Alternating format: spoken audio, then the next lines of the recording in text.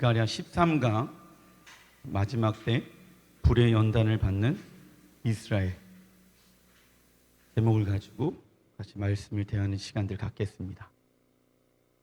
스가랴 10장 이후부터는 마지막 때 이스라엘과 예루살렘이 어떠한 모습으로 회복되어질 것인가에 대해서 구체적으로 설명을 하고 있습니다. 10장부터 14장까지 말씀들을 여러분들이 좀 자세히 보셔야지 마지막 때 이런 일들이 우리의 삶 가운데 일어날 수 있겠구나. 이런 고난이라는 것이 우리의 삶 가운데 올 거에 대해서 성경은 계속 이야기하고 있습니다. 그렇죠? 목사님, 그게 예수님 오신 때 일어나는 일들이 아닙니까? 예, 맞아요. 우리 세대에 예수아가 오실 수도 그 준비되어져 있는 사람들은요 놀라지 않습니다. 누가 놀랍니까? 준비되어 있지 않은 사람들이 놀랍니다. 그 놀라는 결과로 인해서 무엇이 발생되어집니까? 불안함, 두려움, 미래에 대한 염려, 걱정, 근심에 대해서 사로잡히게 되어집니다. 다시 한번 말씀을 드리겠습니다. 시간이 지나면 지날수록 이 지구상에서는 이런 어려운 일들이 더 많이 일어나게 될 것입니다. 근데 날마다 우리의 생명은 주님께 있습니다라고 준비한 사람들은요, 이러한 것이 걸렸구나 겸허하게 받아들인다고요. 그리고 마음이 낙심할 수는 있겠지만 다시 그리스도 안에서 일어나서 세임을 받아 주님이 원하시는 삶을 살아가기 시작한다고. 근데 걸리고 나서 그렇게 살아가려고 애를 쓴다라고 하는 것은 쉽지가 않다고요. 이미 마음이 무너져 있고 생각이 무너져 있는 상황 안에서 걸리고 환난받고 핍박을 받으면 우리는 너무 쉽게 타협할 수도 있는 것이죠. 준비한 사람들은 세상의 방법으로 나의 생명을 연명하지 않아요. 구걸하지 않아요. 준비되어 있지 않은 사람들은 생명을 연장하려고 예수와를 배교하는 일들이 일어나게 될 수 있어서 그리스도인들의 신앙 가운데 이 날에 대한 걸 써놔 주십시오. 정확한 그림을 가지고 있어야 한다. 정확한 그림을 가지고 있어야 합니다. 이러한 일들이 일어나고 있구나. 정확한 내 안에서의 그림을 가지고 있어야지 대체할 수가 있는 것이죠. 무엇으로 대체합니까? 믿음으로 대체해야 될지라 믿습니다. 스가랴 12장 10절 시작. 내가 다윗의 집과 예루살렘 주민에게 은총과 강구하는 심령을 부어 주리니. 이게 마지막 때 성령께서 유대인들에게 예수아가 누구인지에 대해서 깨닫게 하십니다. 그죠? 그들이 그 찌른바를 그를 바라보고 누구를 바라봅니까? 예수아를 바라보게 되어져 있습니다. 로마서 9장 10장 11장에 보게 되어지면 그 유대인들의 눈과 유대인들의 귀와 유대인들의 모든 것들을 막아놓으신 분이 누구이십니까? 하나님. 근데 왜 막아놨습니까? 마지막 때 구원받아야 할 민족으로 세워져야 하기 때문에. 마지막 때 그 유대인들이 주님께 돌아와서 하나님의 나라를 그 장소에서 세워야 하기 때문에. 그 하나님의 나라는 창세기에 나와 있는 에덴 동산, 아브라함 때부터 약속해 놓으신 그 땅, 그 유업을 유대인들에게 주기 위함입니다. 그리고 이 스가랴 말씀을 성취하기 위해서 예수아가 예루살렘 땅 가운데 왕으로 다시 오실 것입니다. 그때 그를 위하여 애통한다. 누가요? 유대인들이. 왜? 2000년 동안 예수야가 메시아인지를 알지 못했던 거예요. 그리고 메시아를 죽였던 민족이 누구입니까? 유대인. 우리는 그때 애통하는 것이 아니라, 우리 그때 애통하면 됩니까? 안 됩니까? 그때는 이미 늦어요. 마지막 때 구원받아야 될 민족 유대인이 애통하는 거예요. 그러면 우리는 그 전에 지금 애통하는 자가 되어야 합니다. 내 삶 가운데 예수아가 메시아로 계시는지 계시지 아니한지, 그것을 가지고 우리 이방인들은요, 지금 예수아가 오시기 전까지 애통할 수 있는 시간들을 정해 놓으셨다. 할렐루야. 그래서 지금 애통해야 되는 거예요. 내 삶 가운데 이 애통이라는 단어는 가장 사랑하는 나의 예수와 신랑이 나의 삶 가운데 없어졌을 때 나오는 애통함이 그 애통함이에요. 예수와께서 애통하는 자는 복이 있나니 저희가 위로를 받을 것이며. 애통을 어디에서 언제 해야 됩니까? 지금 이 순간에 우리의 삶 가운데 예수와가 계시는가 계시지 않는가에 우리의 삶의 애통함이 일어나야 하는 것입니다. 그때 애통해봤자 소용 없는 것입니다. 자, 이때 동시적으로 이스라엘의 국가적 회개와 회심이 일어나게 되며 이날을 절기로 뭐라고 얘기합니까? 용키푸르, 대속제일이 될 것입니다. 이 대속제일의 시작은 이스라엘이 금송아지를 하나님께 경배한다고 생각하여서 그 금송아지를 만들어 경배함으로 하나님의 심판을 받게 되어집니다. 이때부터 대속제일이 생긴 거예요. 그러나 모세가 다시금 시내산으로 올라가서 그들의 속죄를 위해 중보기도 한 것에서부터 시작되어집니다. 그러므로 대속제일은요, 우리 이방인들을 위한 날이 아니라 유대인들 구원을 위해서 하나님이 특별히 지정해 놓은 날인 거예요. 아시겠죠? 물론 그 안에 우리에게도 적용해야 하는 메시지가 있습니다. 그리고 오늘 본문 스가랴 13장은요, 이스라엘의 국가적 구원이라는 주제로 이어져 가고 있습니다. 스가랴 13장 1절 시작. 그날에 죄와 더러움을 씻는 셈이 다윗의 족속과 예루살렘 주민을 위하여 열리리라. 자, 그날에 예수야가 오시는 날에 죄와 더러움을 씻는 셈이 일어난대요.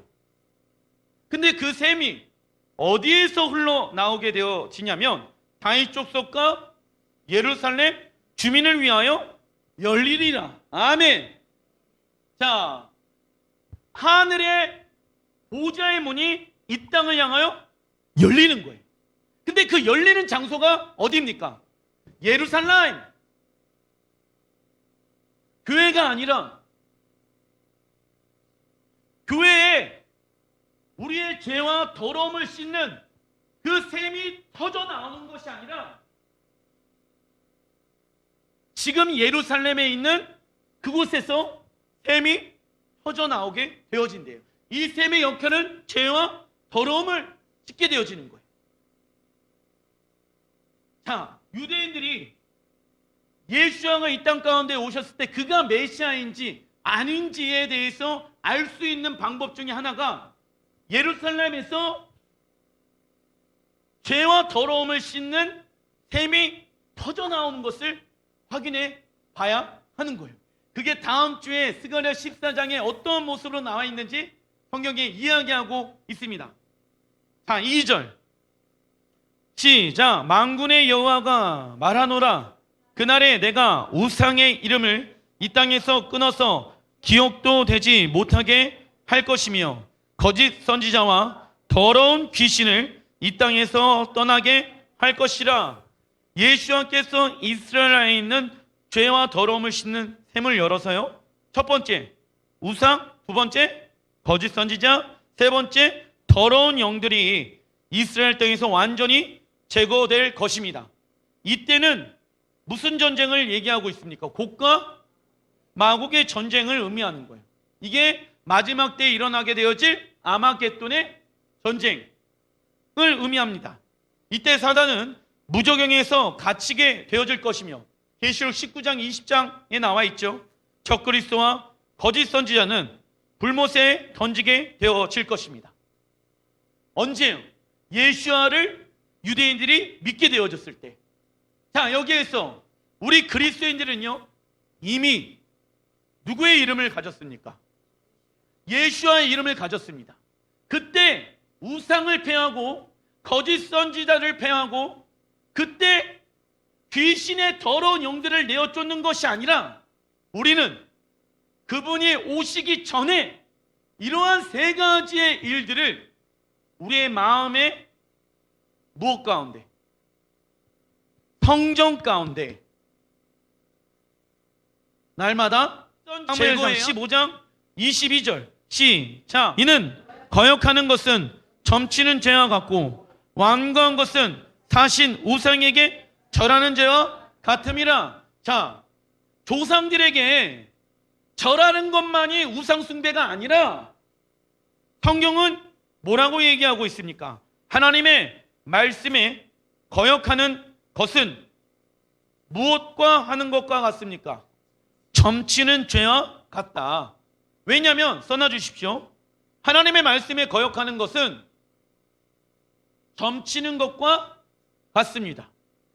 왜냐하면 하나님의 말씀을 따라갈 것인가, 내 생각대로 따라 살아갈 것인가, 아니면 세상이 원하는 대로 따라 살아갈 것인가, 둘 중에 하나 되겠죠? 다시 한번, 하나님의 말씀을 따라갈 것인가, 아니면 나와 세상의 말을 따라갈 것인가, 우리는 결정해야 합니다. 근데 여기에서 주님은 주님의 말씀을 따라가지 아니하는 사람들에게 뭐라고 얘기하고 있습니까? 점치는 죄를 범하고 있다라고 말씀하고 있는 거예요. 여러분들, 하나님의 말씀에 불순종하는 것을 너무 쉽고 당연하게 생각해서는 안 됩니다. 그러면 마음에 양심이 무뎌져요. 아, 예수와의 보혈로 씻으면 되겠지. 예, 씻으면 됩니다. 그러나 회개는 무엇입니까? 죄에서 돌이켜 생각과 마음과 삶까지 하나님의 말씀으로 돌이키는 것이 무엇입니까? 회개예요. 예수와의 보혈로만 씻는 것은 회개가 아니에요. 그건 죄에서 돌이키는 것이에요. 반이에요. 반쪽만 하고 있는 거라고. 그러면 죄에서 돌이키려면 우리의 생각과 마음과 삶이 하나님의 말씀으로 돌이키는 게 회개하는 거예요. 그래서 우리의 삶 가운데 얼마큼 하나님의 말씀으로 우리의 삶이 변화되어졌는지가 주님 앞에 섰을 때 백보자 심판대 앞에 멸망을 받을 것인가, 아니면 하나님의 상급을 받을 것인가에 대한 기준이 되어집니다. 아시겠죠? 자신의 생각으로 완고한 것은 사신 우상에게 절하는 죄와 같습니다. 전화 주십시오. 사신 우상에게 절하는 죄와 같습니다. 자신의 생각, 자신의 감정이 하나님의 말씀보다 위에 있어. 예를 들어 이렇게 얘기하는 사람들이 있죠. 목사님, 하나님의 말씀대로 살아가는 거는 알아요. 그런데 어려워요. 하나님의 말씀대로 살아가는 거 알아요. 이웃사랑 해야 되는 걸 알아요. 근데 내 안에 뭐가 있어요? 상처와 그 사람에 대해서 어려움이 있어요. 그래서 마음이 어떻게 되어집니까? 완고한 거야. 자신의 생각이 더 중요한 거예요. 자신의 결정이 더 중요한 거야. 하나님의 말씀은 두 번째가 되어지는 거예요. 그러한 사람들이 뭐 하고 있는 거예요? 우상에게 절하고 있다라고 얘기하고 있죠. 그냥 여러분들 단순히 집안에 있는 조상들에게 제사 드리는 것이 우상 숭배로만 머물러 있는 것이 아니라, 성경은 내가 생각하는 것이 맞다고 생각하면서 계속 살아가는 것을 뭐 하는 것이라고 얘기하고 있습니까? 우상에게 절하는 것이라고 얘기하고 있어요. 왜 그런지 아세요? 하나님의 말씀을 따라가지 아니하면 세상대로 살아가게끔 되어져 있거든. 그러면 세상을 만든 이가 누구입니까? 사단, 마귀, 귀신 아니겠습니까? 그러면 하나님의 입장에서는 너는 귀신을 섬기고 있구나. 근데 여기에서 중요한 것은 무엇인지 아십니까? 누구도 섬기고 있어요. 하나님도 섬기고 있다고요. 근데 하나님은 그것을 뭐라고 얘기하고 있는지 아십니까? 너는 나를 믿지 아니하는구나 라고 얘기하고 있다는 거예요. 왜냐하면 두 신을 섬길 수가 없기 때문에. 그럼 여러분들 한번 점검해 보십시오. 내가 우상 숭배를 언제 하고 있는가? 내 생각으로 완고하게 굳어져 있는 내 마음이 무엇이 있습니까? 내 마음 가운데 우상을 마음 가운데 두지 않게 하여 주십시오. 여기 깨끗한 사람은 어디 있겠습니까? 여기 의인 어디 있습니까? 착각하지 마십시오. 우리 다 죄인입니다. 말씀 좀 안다고 목회자가 죄인이 아닌 것처럼 살아갈 뿐이지 다 죄인이에요. 여기 죄인 아닌 사람 손 들어보세요. 아무도 없어요. 저도 죄인이에요. 저도 완고한 것이 있어요.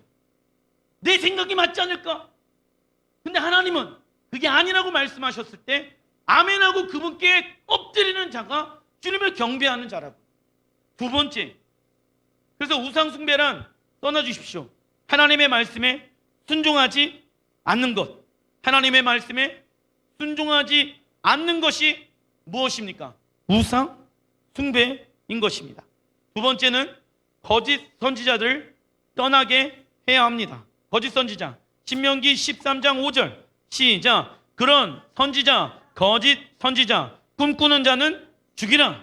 너희의 하나님 여호와를 배반하게 하려 하며 너희의 하나님 여호와께서 내게 행하라 명하신 도에서 너를 꿰어내려고 말하였습니다. 너는 이같이 하여 너희 중에서 악을 제할지니라. 야, 거짓 선지자는 누군지 아니? 이스라엘 백성들 너희들 안에 있어. 그러면 내가 거짓 선지자인지 참 선지자인지 우리는 예수야를 믿음으로 말미암아 이 선지자의 역할을 또 감당해야 되는 건 아니겠습니까? 그러면 우리가 참 선지자인지 거짓 선지자인지 알 수 있는 뭔가의 구분점이 있어야 하는 것입니다. 그런데 뭐라고 얘기하고 있냐면 그런 선지자나 꿈꾸는 자는 죽이라. 뭐냐면 하나님의 말씀보다 자기가 예언하고 환상을 보고 꿈꾸는 거 있죠. 거기에 앞서 있는 사람들. 그런 사람 되게 많아요. 신앙생활 하면서 예언을 받거나 꿈을 보거나 환상을 하는 거 저도 가끔 그런 하나님이 주시는 마음들이 있습니다. 근데 거기에만 몰두해 있으면 신앙생활이 된다 안 된다? 저는 진짜 이러한 영역 쪽에 탁월하게 사역을 하고 계시는 분들을 많이 만나봤습니다. 근데 그 사람이 많을까요? 아니면 거짓 선지자가 많을까요? 거짓 선지자가 훨씬 더 많이 있습니다. 이 거짓 선지자의 특징이 뭔지 아십니까? 너희 하나님 여호와를 무엇하게 하려? 배반하게 하려 합니다 라고 나와 있죠. 그리고 너희 하나님 여호와께서 내가 행하라 명하신 도에서 너를 꿰어내려고 말하였다라고 나와 있어요. 그러니까 그 사람에게 하나님이 말씀해 놓으신 것이 있어요. 그리고 가정에서 이렇게 살아가라, 직장에서 이렇게 살아가라, 교회에서 이렇게 살아가라 얘기하고 있는데 야 그렇게 살지 말고 환상과 계시와 어떠한 이런 것들 있죠. 삶에 있는 영역에서 주님이 말씀하신 영역이 있을 거 아니에요. 근데 그 말씀한 영역에 집중하는 것이 아니라 다른 거에 집중하게끔 하는 거예요. 하나님의 말씀을 배반하게 한다라는 거예요. 근데 여기서 잘 보세요. 거짓 선지자도 하나님의 말씀을 전한다, 전하지 않는다? 전하겠죠. 그러니까 이거예요 지금. 그러면 여기에서 내가 그가 거짓 선지자인지 참 선지자인지 구분할 수 있는 영적인 분별력을 가지고 있어야 되는 건 아니겠습니까? 쉽게 말씀드리자면 자, 보세요. 그가 참 선지자인지 구별할 수 있는 방법은 뭐밖에 없는지 아세요? 그의 삶을 보세요. 아시겠죠?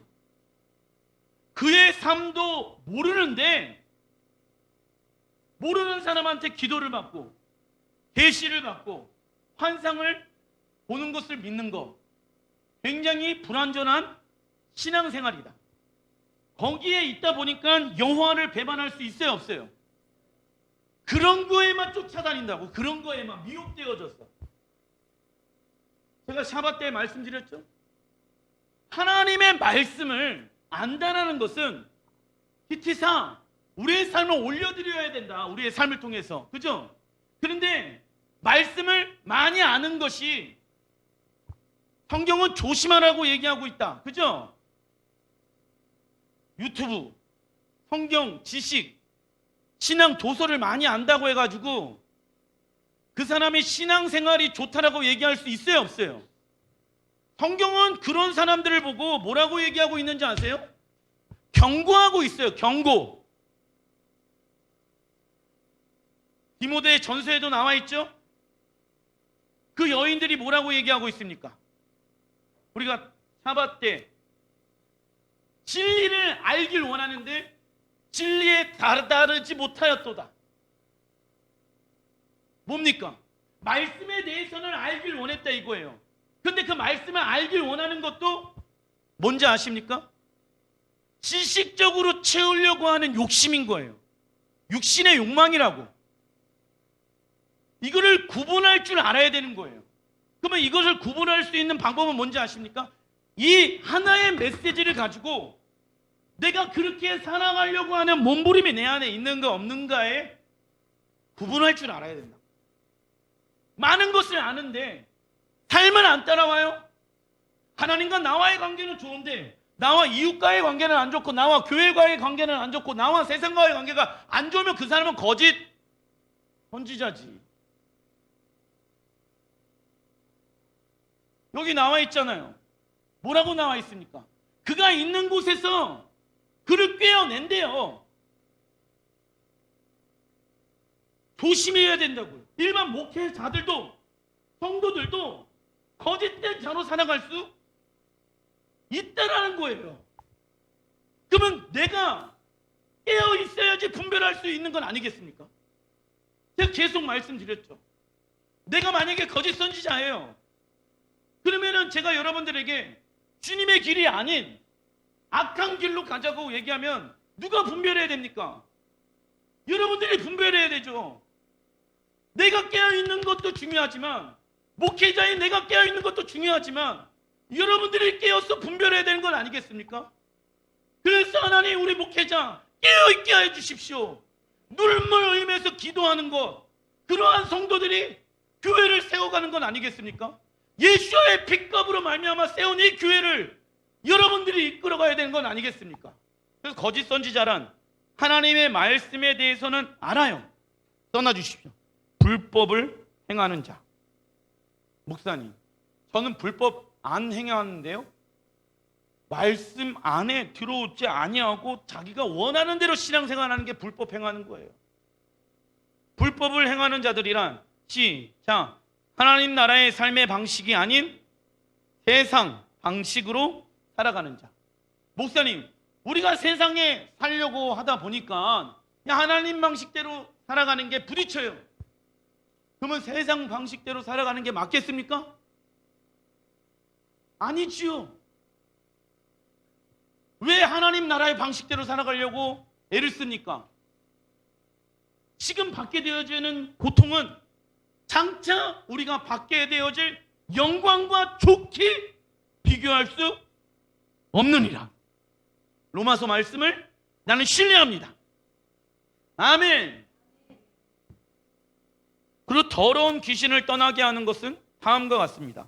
마태복음 16장 21절에 나와 있는데, 시작, 예수 그리스도께서 자기가 예루살렘에 올라가 장로들과 대제사장들과 서기관들에게 많은 고난을 받고 죽임을 당하고 제3일에 살아나야 할 것을 제자들에게 비로소 나타내시니. 자, 보세요. 많은 고난을 받고 죽임을 당하고 제3일에 살아나야 할 것을 제자들에게 알려줘요.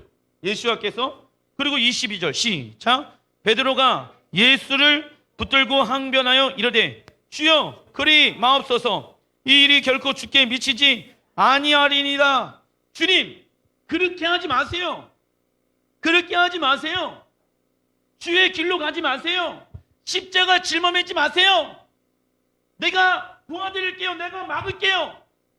그때 예수께서 뭐라고 말씀하십니까? 23절 시작. 예수께서 돌이키시며 베드로에게 이르시되 사단아 내 뒤로 물러가라. 너는 나를 넘어지게 하는 자로다. 내가 하나님의 일을 생각지 아니하고 도리어 사람의 일을 생각하는도다 하시고, 베드로는 예수님에게 십자가에 달리지 말 것을 강력하게 말하고 있습니다. 그때 예수님은 사단아 내 뒤로 물러가라고 외치고 있습니다.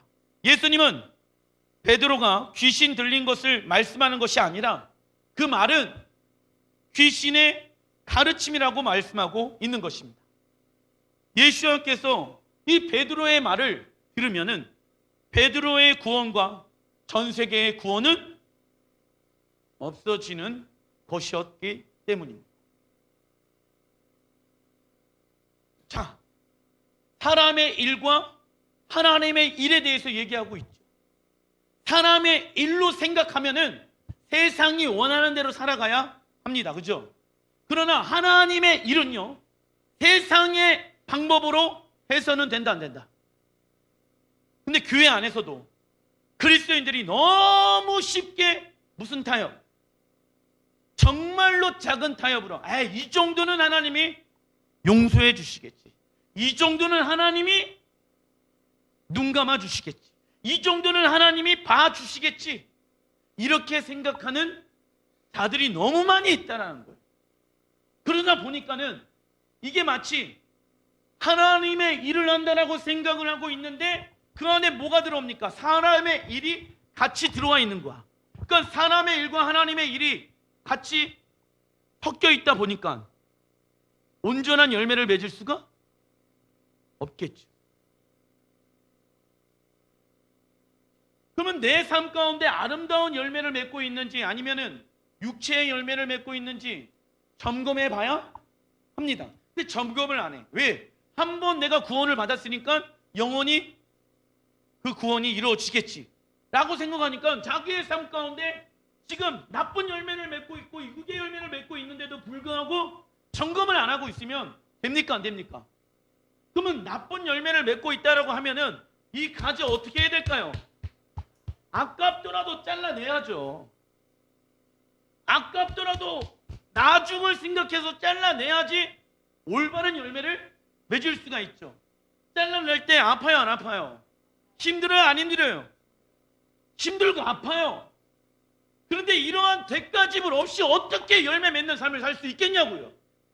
복음의 삶을 살고 있지 아니하는데 어떻게 하나님의 나라를 경험할 수 있겠습니까? 내가 십자가에 죽지 않는데 어떻게 주님의 부활의 능력을 경험할 수 있겠냐고요. 그 신앙생활하는 게 뭐가 없는지 아십니까? 재미가 없는 거예요. 재미가. 그냥 신앙생활을 종교적인 취미생활 하는 것처럼 살아가는 사람들이 있어요. 무슨 생활? 취미생활. 그러면 목사님 그 말 너무 심하게 하시죠. 나는 취미생활로 나는 예수를 믿는 게 아닙니다. 그러면 점검해 봐야겠죠. 그러면 내가 취미생활하는 사람들은 뭘 안 걸까요? 목숨을 안 걸어요. 그런데 취미생활이 아닌 사람들, 정말 생명을 다하여 목숨을 다하여 예수를 믿는 사람들은 뭘 건다? 목숨을 걸어. 근데 취미생활하는 사람들은 종교를 그냥 취미생활이라고 생각한다고 일주일에 한 번 교회 오는 것으로 그런 사람들은 목숨을 안 걸죠. 귀신의 가르침이라. 읽어보겠습니다. 시작. 예수와의 복음의 능력에 대해서는 지적으로 동의해요. 알고는 있어요. 동의합니다. 그러나 떠나주십시오. 육체의 일부터 생각하게 만듭니다. 가만히 있다 보면 무슨 생각부터 한다? 육체의 일부터 생각한다. 그런데 분별할 수 있어야 돼. 이러한 것들이 우리의 삶 가운데 예수와의 이름으로 떠나가야 될지라 믿습니다. 예수와가 예루살렘에 오시기 전에 날마다 우리의 삶 가운데는 우상 숭배가 있는지, 거짓 선지자가 있는지, 내 귀신의 가르침이 내 안에 있는지를 점검해야 된다고. 왜요? 그 세 가지의 영역이 다 제거되어진대 그때. 근데 그때 제거되어지는 사람들은 유대인이라고. 그 전에 지금 우리가 우리 안에 있는 이 세 가지의 영역을 제거해야 될지라 믿습니다. 스가랴 13장 1절, 아까 얘기했던 죄와 더러움을 씻는 셈이 다윗의 족속과 예루살렘 주민을 위하여 열리게 되어집니다. 다윗의 족속과 예루살렘 주민의 죄와 더러움을 씻는 셈이 열리게 되어지는데, 그게 구약에 어디에 나와 있을까요? 에스겔 47장의 성전에서 나오는 물을 뜻하는 거예요. 이게 이렇게 연결이 되어져 있어야 합니다. 아시겠죠? 에스겔이 지금 처해 있는 상황은 무엇입니까? 바벨론에 의해서 성전 무너졌고요, 이스라엘 백성들이 다 포로로 끌려가게 되어졌습니다. 희망이 없는 이 상황 안에서 에스겔에게 하나님은 구체적인 하나님의 나라에 대한 무엇을 주셨다? 아까 얘기했던 첫 번째, 그림을 주신 것. 우리가 이 시대에 구체적인 하나님의 나라에 대한 계시와 그림들이 우리의 심령 가운데, 머리 가운데, 마음 가운데, 생각 가운데 있어야 되는 거예요. 지금 그 성전을 바라보라고 글로 쓰여져 있잖아요. 지금 에스겔은 성령의 계시를 통해서 받았다라고 하면은 우리의 글을 통해서 알 수가 있잖아요. 그러면 여기에서 거룩한 상상력을 한번 발휘해 보라고요. 무엇을 기초로? 하나님의 말씀을 기초로. 그러면 이깟 바이러스 이겨낼 수 있습니다.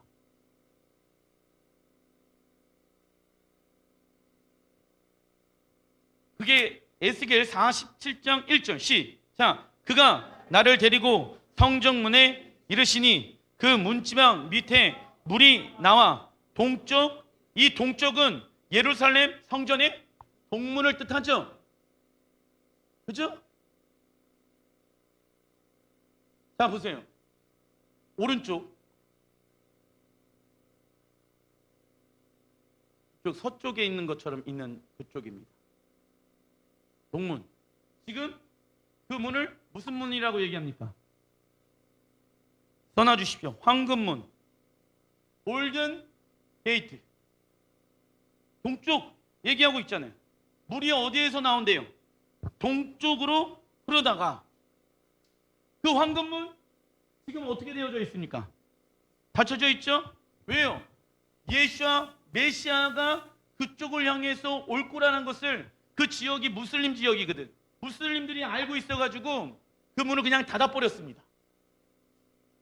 근데 그런 건 상관없죠. 예수와는 능력의 왕이십니다. 근데 그 문이 황금문을 얘기하고 있습니다.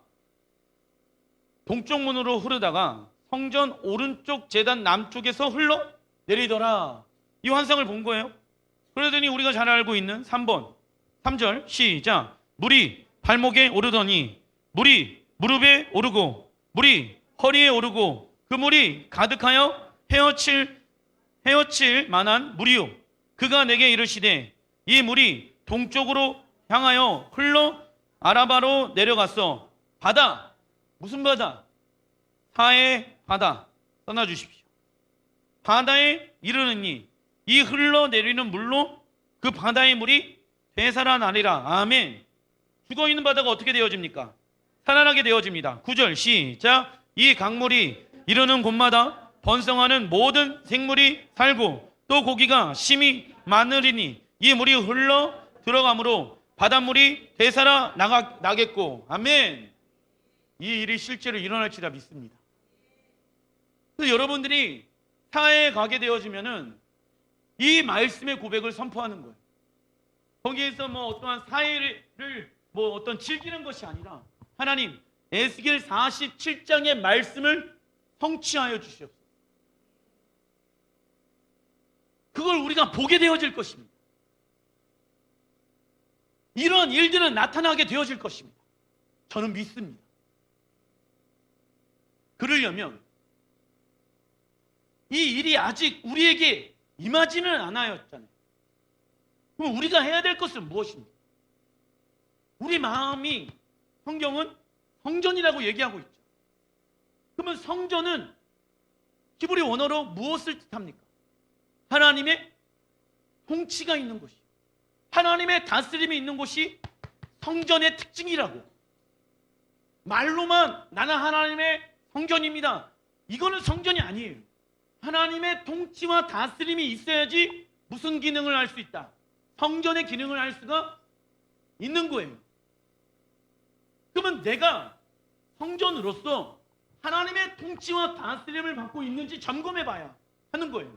그래야지 우리 안에 계신 예수와의 생수의 강물이 터져 흘러가게 되어질 것입니다. 나를 만나는 자들이, 죽어있는 자들이 살아나게 될 것입니다. 우리의 가족이 내 안에 계신 예수와의 생수의 강물이 터져서 그 생수의 강물을 나의 삶을 통해서 맛보게 되어질 것입니다. 우리 자녀들이, 죽어있는 우리 자녀들이 살아나는 역사가 일어날 줄 믿습니다. 우리 남편, 아내, 우리 부모님이 살아날 줄 믿습니다. 누구를 통해서? 성전이 되어진 우리의 삶을 통하여서. 그러면 성전인 우리가 해야 될 것은 내가 그분의 지금 다스림 안에 있는가 없는가를 점검해 봐야 한다. 그래야지 이 성전의 기능을 우리를 통해서 할 수 있는 건 아니겠습니까? 그리고 예수가 오셨을 때 같이 그 안에 있을 수 있는 건 아니겠습니까? 나오죠. 발목, 무릎, 허리, 어깨까지 가득하게 차게 되어지는 거예요. 내가 움직일 수가 없게 되어지는 거예요. 내가 움직일 수가 없는 거죠.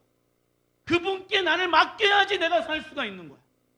물이 가득 차게 되어지면 여기서 살려고 막 이렇게 몸부림치면 됩니까? 안 됩니까? 안 되는 거예요. 그분께 삶을 맡겨야지 살 수가 있게 되어진 것이지요. 그걸 우리는요, 지금부터 해야 된다고. 지금부터. 이때는 누구를 위한 구원입니까? 이스라엘을 위한 구원이라고. 왜냐? 그들은 아직 예수를 믿지 않고 있기 때문에. 14절 시작. 내가 옛적에 내 손을 들어 맹세하여 이 땅을 너희 조상들에게 주겠다 하였으니 너희는 공평하게 나누어 기업을 삼으라. 이 땅이 너희의 기업이 되리라. 옛적에 손을 들어 하나님이 무엇 하셨대요? 맹세하셨다. 맹세한 걸 하나님은 지키신다, 지키지 아니하신다. 그러면 이 에스겔 47장의 이 말씀이 교회를 향한 말씀이에요? 유대인들을 향한 말씀입니까? 교회를 향하여 맹세하고 있는 거예요, 지금? 아니잖아요. 옛적에 내 손을 들어 맹세하였다. 너희 조상들에게, 아브라함에게, 이삭에게, 야곱에게. 할렐루야. 그렇다라고 하면은 우리는 예수로 말미암아 아브라함의 자손이 되어졌다라고 갈라디아서 나와 있죠. 그러면 나는 누구다? 유대인으로 연합되어진 한 세 사람이다. 그래야지 그 땅을 취할 수가 있는 거예요. 내 안에 한 세 사람에 대한 DNA가 있어야 된다고. 이게 하나님의 나라를 얘기하고 있는 거예요. 그래서 마지막 때 제가 그냥 생각해 보는 거예요. 하나님, 그 예루살렘 가운데 거하고 있는 그 민족의 이름은 무엇입니까? 한 세 사람. 그렇게 될 수 있지 않을까? 그잖아요. 유대인이라는 이름도 없어지고 이방인이라는 이름도 없어지고 한 세 사람. 마지막 때는요, 이스라엘에 대한 렌즈를 끼고 있어야 돼요. 관점을 가지고 있어야 돼요. 그렇지 아니하면은 그 마지막 때 길을 잃어버릴 수가 있어요. 제가 말씀드렸죠. 600만 명의 군대 앞에 설 것인가, 수십억의 군대 앞에 설 것인가. 중간은 있다 없다? 없다. 우리는 날마다 주님 앞에 서야 하는 결정을 해야 합니다. 에스겔 선지자는 바벨론에 의해 예루살렘 성전이 불타고 이스라엘 백성들이 포로로 끌려갈 때 절대 절망의 상태 가운데 무엇을 보게 되어집니까? 써놔 주십시오. 천년 왕국 때 회복되어질 예루살렘 성전, 천년 왕국 때 회복되어질 예루살렘 성전을 바라봤습니다. 여러분들도 고난을 받고 핍박을 받고 어려움을 당할 때 무엇을 마음 가운데 품어야 합니까? 천년 왕국 때 회복되어질 예루살렘 성전. 할렐루야. 근데 여기에서 이 성전은요, 새하늘과 새 땅에 임할 새 예루살렘이 맞다 아니다? 아니에요. 아직 새하늘과 새 땅이 임한 것이 아니기 때문에 그때 성전의 문지방에서 나오는 생명의 물, 이 생명의 물이 히브리 원어로 마임 하임이라고 얘기합니다. 마임 하임, 죽어있는 사의 바다를 살리며 생명이 없는 광야가 생명의 물을 통해 에덴 동산같이 변하게 되어질 것입니다. 그죠? 이사야 51장 3절에 나와 있습니다. 이때 예루살렘은 하나님 나라의 정부의 역할을 하게 되어집니다. 이 에스겔 환상의 그림은 누구의 환상이 되어야 합니까? 나의 환상이 되어야 합니다. 지금부터 이 순간부터 우리는 이것을 경험해야 합니다. 우리를 살리는 것은 세상의 것이 아니라 오직 하나님께서 계시는 성전의 보좌로부터 흘러나오는 생명서가 우리를 살릴 수 있습니다. 따라해보겠습니다. 나를 살게 하는 것은 세상의 것이 아니라 하나님이 계시는 성전의 보좌로부터 흘러나오는 생명수이다. 그래서 이것을 믿는다라고 하면 날마다 예수와의 보혈을 의지하여 그분의 보좌 가운데 나아가는 삶을 살아가야 합니다. 무엇으로 내 마음을 채울 것인가? 참 좋은 거는 오직 하나님께로만 있습니다. 세상은 우리에게 좋은 것을 주지 않습니다. 그러나 우리에게 참 좋은 것은 오직 하나님께로만 있습니다. 우리가 성전으로서 하나님의 통치와 다스림을 받기 시작하게 되어졌을 때 죽어있는 사회가 살아나는 것처럼 죽어있는 우리의 영혼들, 가족들, 직장, 회사, 교회 열방이 다시 살아날 줄이라 믿습니다. 그래서 마지막 때 경배 싸움이라고 제가 말씀드렸죠. 어떠한 환경과 어려움이 있더라도 네가 그분의 보호자 가운데 나아가 그분의 통치와 다스림을 받고 그분의 생명수를 마실 것이고, 아니면 너무 쉽게 세상과 타협하여서 세상의 것을 취할 것인가의 선택은 우리의 믿음에 달려 있습니다. 스가랴 13장 7절 시작. 만군의 여호와가 말하노라, 가라 깨어서 내 목자. 자, 만군의 여호와가 칼에게 명령이에요. 깨어나라. 그리고 목자를 쳐라 라고 얘기하고 있습니다. 누가요? 하나님이 그렇게 말씀하고 계십니다. 그러면 목자는 누구입니까? 떠나주십시오. 이스라엘의 참된 목자 예수와. 이스라엘의 참된 목자 예수와. 그 예수와를 칼을 꺼내서 하나님이 치라고 명령하신 거예요. 왜요? 그가 찔림과 그가 죽어야지 우리가 살아날 수 있기 때문에.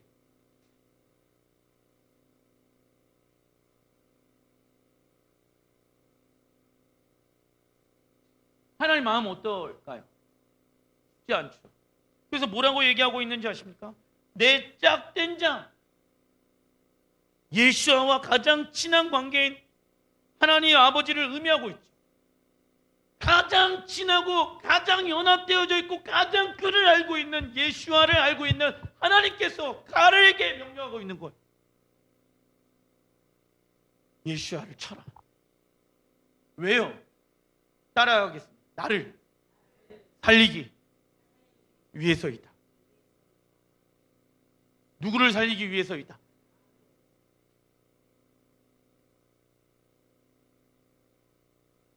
목자를 치면 양이 흩어지리니 이스라엘이 예수아를 친 결과 이스라엘 양들이 열방 가운데 흩어졌죠. 이방인들의 수가 자기까지 유대인들이 예수아를 믿지 못하게 되어졌습니다. 그죠? 예수아께서 십자가를 지시기 전에 이 본문을 인용하셨는데요. 마태복음 26장 31절 시작. 오늘 밤 너희가 다 나를 버리리라. 기록된 바 내가 목자를 치리니 양의 떼가 흩어지리라. 목자의 죽음은 양떼 제자들에게 무엇이겠습니까? 목자의 죽음은 양에게 떠나주십시오. 절대 절망의 것입니다.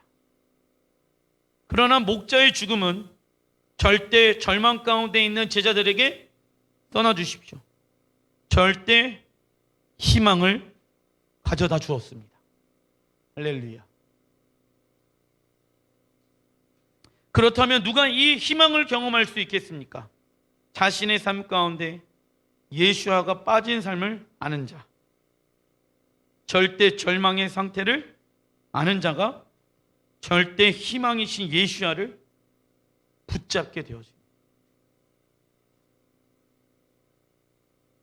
하나님께서 가장 친한 예수아를 칼로 치신 이유가 나를 구원하기 위함이라고 말씀하고 계십니다. 스가랴 13장 7절 시작. 작은 자들 위에는 내가 내 손을 들이우리라. 참된 목자 예수아를 따르는 자들은 결국 떠나주십시오. 작은 자, 겸손한 자입니다. 작은 자, 겸손한 자.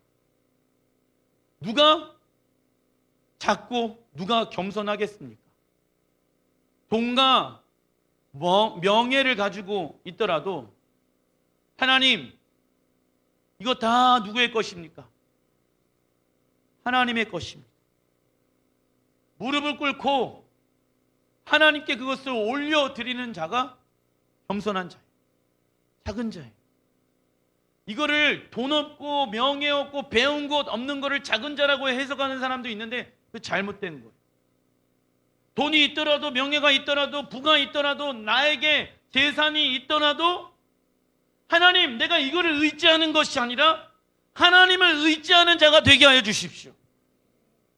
그래서 부한 자도 뭐 할 수 있습니까?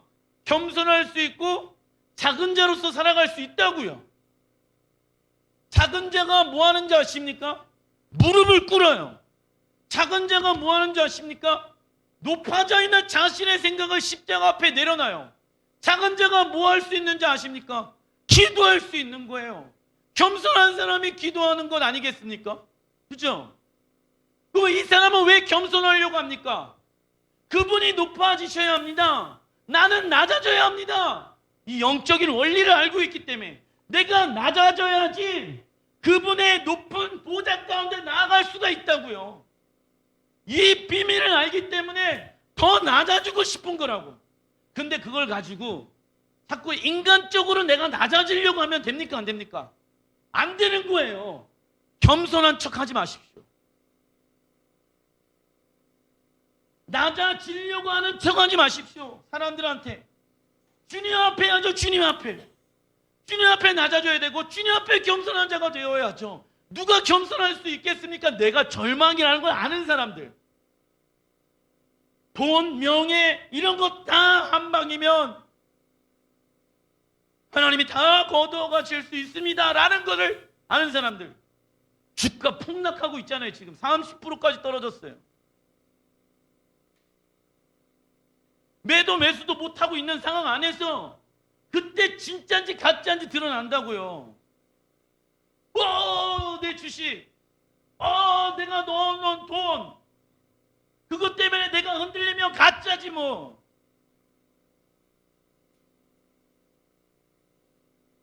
그거 왜 합니까? 주님의 나라를 위해서 하는 것 아니겠습니까? 그죠? 왜 이러한 삶을 살아가야 하냐면 이 시대가 그래요. 지금 이 시대가 그렇다고.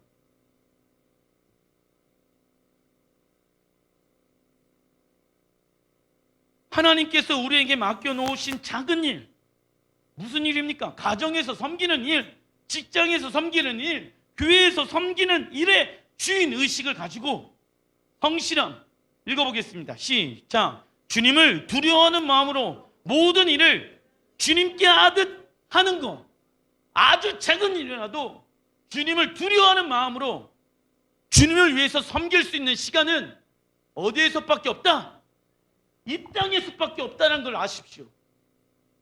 대표 기도 섬기는 것이죠. 그리고 또 식사를 한번 섬기는 것이죠.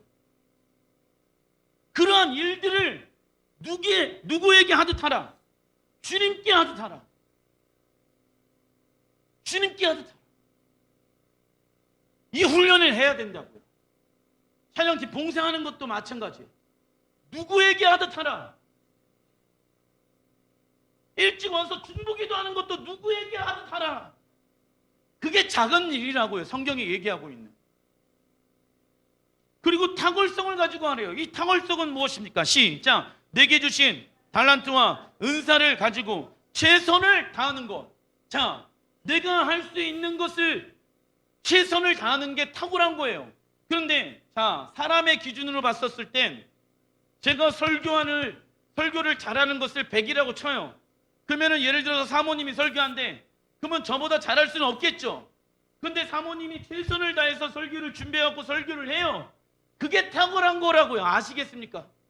세상의 관점은 아예 목사님도 못하네, 탁월하지가 않네, 그게 아니라고. 이해되세요?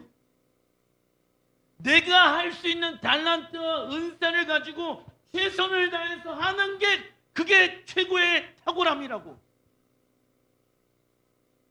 어떤 사람이 이렇게 얘기해. 목사님, 내가 가지고 있는 달란트와 은사는 하나밖에 되어지지 않은데요, 나는 탁월하지 않은 것 같은데요. 그럼 누가 예수님과 오셨을 때 그 사람에게 뭐라고 얘기하는지 아십니까? 이 악하고 게으른 종아, 이 말이 나오는 거예요. 열등감에 빠져가지고 내가 할 수 있는 게 이것밖에 없는데 왜 나는 하나님이 이것밖에 하지 못하게끔 만들어놨는가? 상처와 열등감에 사로잡혀서 탁월성과 성실함을 행하지 아니하는 자들을 하나님이 왜 그렇게 살았는지 물어보실 것입니다. 스스로 겸손한 자, 자발적 겸손함으로 들어가는 거예요. 내가 돈, 명예, 가지고 있는 지식, 부와 명예 다 있지만 자발적으로 겸손하게 들어가. 그 자리 가운데. 왜요? 내가 낮아져야지 주님이 높아질 수 있기 때문에. 할렐루야. 그러나 자신이 절망이라는 것을 알아서 어떤 이는 신앙의 문을 두드리겠지만, 떠나주십시오. 구원의 시작이죠. 자신이 절망이라는 걸 알아서 신앙의 문을 두드리겠지만 구원의 시작이죠. 결국 이렇게 살아가는 자들은 소수이며, 떠나주십시오. 구원을 완성해내는 자, 구원을 완성해내는 자도 소수가 될 것입니다. 천국 가는 자는 작습니다. 계시록 3장 16절 시작. 미지근하여 뜨겁지도 아니하고 차지도 아니하는 내 입에서 너를 토하여 버리라. 뜨거운 신앙이란, 떠나주십시오, 예수님과 동행하며 살아가는 사람입니다. 예수님과 동행하며 살아가는 사람. 주님과 동행하며 무엇을 받습니까? 고난을 받습니다. 내가 주님 때문에 고난을 받고 있는지, 아니면 편안하게 신앙생활을 하고 있는지. 주님 때문에 고난을 하나도 안 받고 있으면 생각해 봐야 합니다. 내가 잘 믿고 있는지, 잘 믿고 있지 않는지. 미지근한 신앙, 예수님과 동행하지 않고 무엇을 할까요? 종교적 행위를 하는 사람. 종교적 행위를 하는 사람. 이 사람들의 특징은 뭔지 아세요? 고난 받는 것을 갈등합니다. 이렇게 살아가면 고난 받을 거 알아요, 몰라요? 그러니까 뭐예요? 갈등하겠죠. 세 번째, 차가운 신앙. 써놔주십시오. 예수님을 주인으로 인정하지 않는 사람. 예수님을 주인으로 인정하지 않는 사람. 이 사람들의 특징, 고난받는 것을 갈등하는 것이 아니라 고난받는 것을 싫어합니다. 아시겠죠? 그러면은 점검해 보세요. 나는 뜨거운 신앙인가? 미지근한 신앙인가? 차가운 신앙인가? 신앙생활이 왜 미지근한 신앙을 갖게 되어집니까? 계시록 3장 17절 시작. 내가 말하기를 나는 부자라 부요하여 부족한 것이 없다 하나 내 건고한 것과 가련한 것과 가난한 것과 눈먼 것과 벌거벗은 것을 알지 못하는도다. 라오디아 교회의 상태는요, 스스로 부족한 것이 없다라고 얘기하고 있습니다. 작은 자가 아닌 거죠. 겸손한 자가 아닌 것이죠. 그들이 가지고 있는 돈, 명예, 일들이 자신들의 행복과 미래를 책임져주고 있다고 생각합니다. 그 결과 심령이 가난한 자로 살지 않고 있습니다. 우리의 심령이 예수님을 향하여 가난해 있지 않는다고 하면은 우리는 세상의 것들을 통하여서 우리의 가난함을 채우려고 할 것입니다. 계시록 3장 18절 시작. 내가 너를 권하노니 내게서 불로 연단한 금을 사서 부요하게 하고 흰 옷을 사서 입어 벌거벗은 수치를 보이지 않게 하고 안약을 사서 눈에 발라보게 하라. 예수님께서 라오디아 교회가 세 가지를 구매하라고 말씀하고 있습니다. 첫 번째, 불로 연단한 금을 사서 부요하게 하라. 금을 만들 때는요 2000도가 넘는 불로 연단합니다. 이러한 작업을 하는 이유는 불순물을 제거하는 작업이에요. 하나님의 말씀을 가지고 내 안에 있는 세상적인 가치관, 육신의 습관, 성품, 상처, 옛 자아가 있는지 점검하는 거예요. 그리고 그 말씀을 부여잡고 성령의 불을 초청하면서 내가 연단받는 금으로 되어지는 자가 되어야 합니다. 우리가 정금같이 되기 위해서는 성령의 불로 하나님의 말씀을 통하여 훈련받아야 하는 것입니다. 왜 연단받는 과정이 겪길 원할까요? 써놔주십시오. 주님께 더 가까이 가기 위함입니다. 주님을 알기를 원해요. 주님을 더 가까이 가길 원해요. 그런데 연단받는 걸 싫어한다. 하나님의 말씀을 통하여서 내 자아를 비춰보는 것을 어려워한다. 성령의 불로 연단받는 것을 싫어한다. 그럼 주님께 가까이 나아갈 수가 있습니까? 없습니까? 없지요. 나아가는데 한계성이 있지요. 그래서 주님 앞에 나아가는 거예요. 두 번째, 흰옷을 사야 합니다. 예수와의 보혈로 우리의 죄를 회개하는 삶을 의미하죠. 회개란 시작. 죄에서 돌이켜 생각과 마음과 삶까지 하나님의 말씀으로 돌이키는 것. 여기까지 가야지 흰옷을 살 수가 있는 거예요. 교회 와서 예수와의 보혈로 씻겨주십시오. 이건 반쪽이에요. 반쪽의 회개인 상태는 아직 죄 가운데 있다 없다. 그러니까 교회 와서 회개하고 세상에 나가서 죄 짓고, 똑같은 문제 때문에 교회 와서 회개하고 세상에 나가서 죄 짓고, 이거는 지금 회개했다 안 했다? 안 했다 안 했다. 주님이 아신다 모르신다? 아시죠. 나의 삶 가운데 지금 하나님의 말씀으로 돌이키는 모습들이 있는가 없는가를 나는 점검해야 합니다. 세 번째, 무엇을 사야 합니까? 안약을 사야 한다. 안약의 효과는요, 사물을 정확하게 보게 해주는 역할을 합니다. 이는 무슨 분별력? 영적인 분별력을 뜻하고 있습니다. 그리스도인들은 눈에 보이는 대로 살아가는 자가 아닙니다. 그런데 금과 흰옷과 안약을 공짜로 주시지 않고 뭐하라고? 사라고 말씀하십니다. 누가 구매해야 합니까? 내가 구매해야 된다. 내가 이 금과 흰옷과 안약을 사기 위해서는 우리가 대가 지불이라는 게 필요해요. 떠나주십시오. 물건을 살 때에는 반드시 대가 지불이 필요하다. 예수님께서도 우리에게 영원한 상급과 흰옷, 안약을 주시기 위해 당신의 삶을 십자가에서 지불하셨다.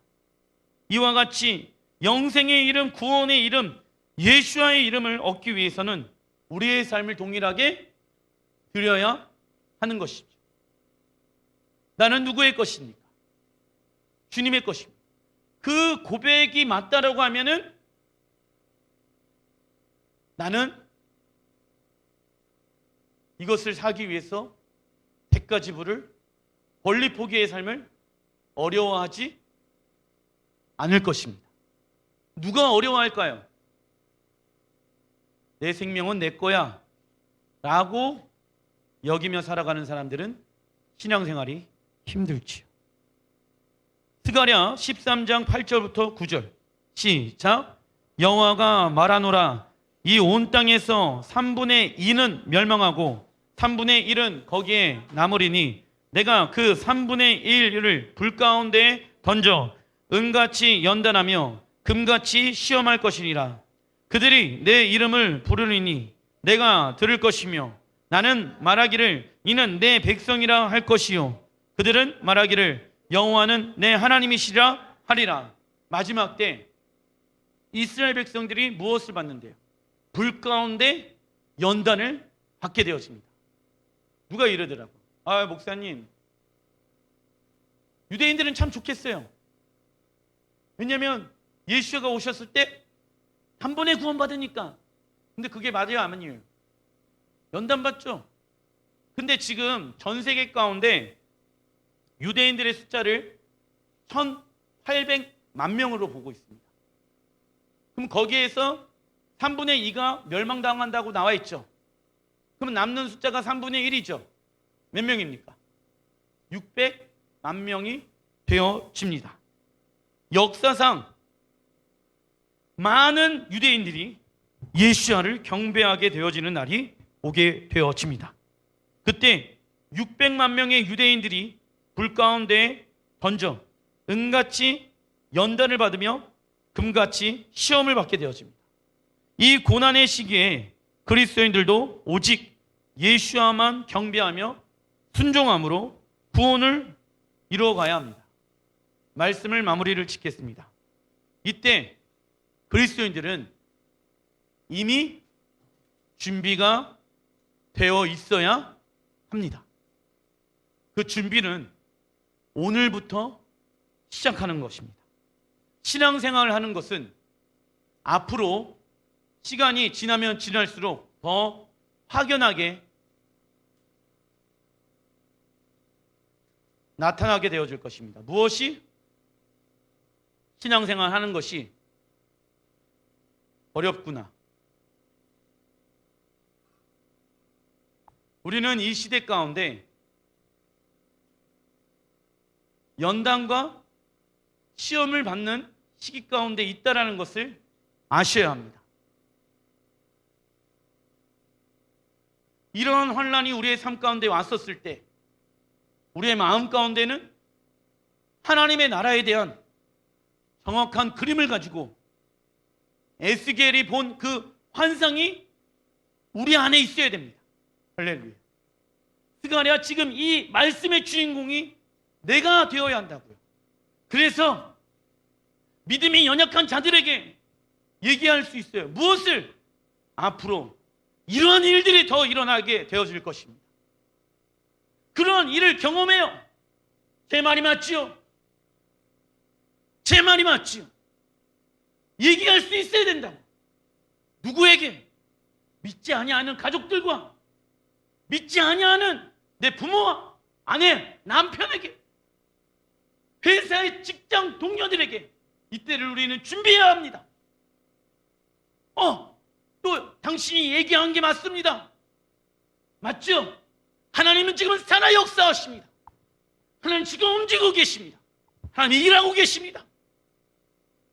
당신이 얘기한 게 계속 맞아떨어져 가고 있습니다. 여러분들, 멸망의 때, 심판의 때 하나님은요, 에스겔 선지자를 세워놓고 예레미야 선지자를 세워놓고 그리고 또 스가랴 선지자를 세워서 하나님의 말씀을 있을 가운데 두셔서 이 말하면 핍박받고 어려움 받을 거 알면서도 선포하는 자가 없기에 들을 수가 없는 백성들이 다라고 말씀하고 계십니다. 누군가는 선포해야 되는 이러한 메시지가 하나님은 여러분들의 삶 가운데 되어지길 원하신다라고 말씀하고 계십니다. 이때의 일들에 우리는 미리 알고 있기 때문에 날마다 그분의 성전에 들어가 그분의 통치와 다스림을 받고 내가 낮아지고 내가 작은 자로 주님 앞에 서게 되어졌을 때 주님은 나를 높이 세우실지라 믿습니다. 우리 하나님은 그런 역전의 하나님이십니다. 하나님은 우리에게 참 좋은 것을 주시는 분이십니다. 그렇기 때문에 우리는 세상의 것들로 우리의 심령을 채우는 것이 아니라 하나님의 것으로 채우는 자가 되어야 합니다. 기도하겠습니다.